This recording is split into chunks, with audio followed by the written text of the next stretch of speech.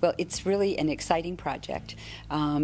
Exciting in so many different ways, in part because it allowed us to cross institutional boundaries between the University of Minnesota and the MNSCU system, which is the Minnesota State University and Colleges system. So we actually ended up with faculty and staff and administrators working across those bureaucratic institutional boundaries. That in times of economic challenge, I think, is really, really important. So it's an exciting model in that way. It's also a model that brings together the experiences of baccalaureate students with the experiences of technical college students in a single class, and adds in the experiences of displaced workers or people who were just interested in learning about biomass and gasification.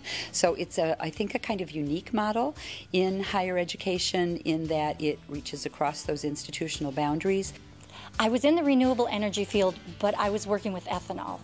And this exposure to the entire process of biomass gasification not only teaches you about that process, but a lot about all of the renewable energy that will be using biomass in the future. Morris contacted Novatech Engineering because they wanted a industry partner to collaborate with them on coming up with some information for the course. I think the focus of the course is really to drive home, teaching students what's available in industry and bioenergy, and trying to, do the course around that idea. And so they really wanted to hear from us, like, what skills we felt that students would need coming out of school in order to work on a bioenergy industry. The course is pretty intense, yeah. It's 3 weeks, 8 hours a day. That's for the students, and it actually is longer than that for the instructors. I was really impressed that every team had their gasifier up and running within 30 minutes. It was really good. In a lot of cases, economics very early in the morning, and then I would do the chemistry side of things, and then later in the day they might go to the gasifier and get some hands-on experience. So that was a really unique opportunity, because I think what's an important aspect of the courses and sort of the big picture in renewable energy is that it's a very complicated issue, and I don't think it's one that can be solved by just one discipline. But this was unique, I think, in the wide diversity of expertise that had come into this. We had the economists, we had research soil scientists and myself, we had chemists, we had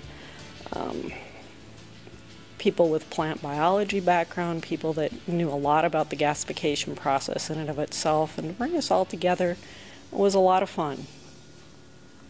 There were the non-traditional aged students, primarily displaced workers who had fallen victim to the downturn in the economy.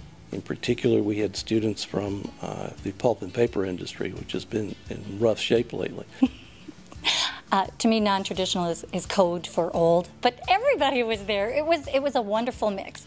We had young students, traditional students. We had students from all over the U.S. I think I was actually right in the middle. There were older, there were younger. I have to say that the geekometer went off pretty highly every time we came in the room, but that was fun for us. We all knew that, and we celebrated. This was really an opportunity for us to try to leverage the biomass gasification expertise we'd been developing here at a campus, but additionally to bring in some new partners to the table that we'd been hoping to bring in for a long time. Through this project, we were able to bring in and collaborate with Midwest Community Technical College and some really fun industrial partners in the region, like Novatech and HGA Architects. And I hope that this course will continue. We couldn't have done this, of course, without MNREM's help, and we hope we're making your investment pay off.